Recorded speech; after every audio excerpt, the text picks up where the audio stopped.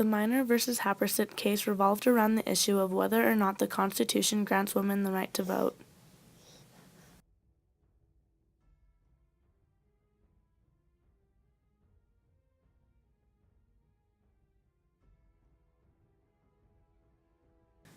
Virginia Minor was the leader of the women's suffrage movement in Missouri.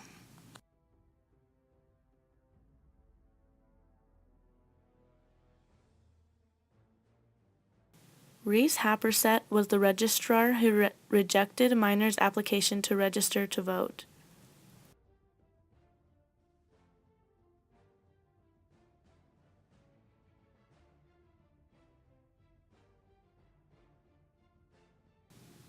Virginia Minor's goal was to get women the right to vote. The key to Minor's argument was that citizenship entailed the right to vote. She believed that only allowing men to vote violated the Constitution, more specifically the 14th Amendment. Reese Happersett was opposed to women voting. Happersett argued that the 14th Amendment was to give the rights of citizenship to the former slaves and not to force other changes in state laws.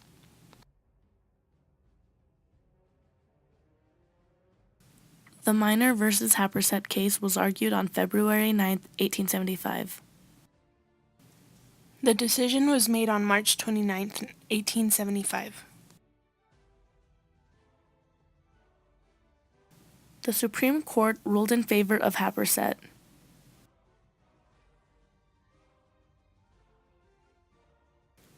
The Supreme Court's reasoning for their decision was that the citizenship privileges in the Constitution did not include the right to vote.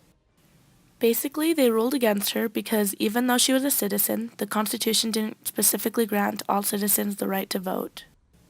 The Supreme Court also saw Minor's key argument about the 14th Amendment as invalid because the clear intent of the 14th Amendment was to give the rights of citizenship to the former slaves and not to force other changes in state laws.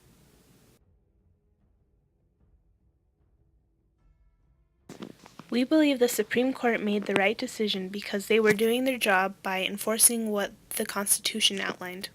Their decision made it obvious that a change would be necessary in the Constitution in order for women to gain the right to vote. The change came in the form of a new amendment. The 19th Amendment prohibited sex-based denial of any United States citizen's right to vote. Without the 19th Amendment, women would not have equal rights.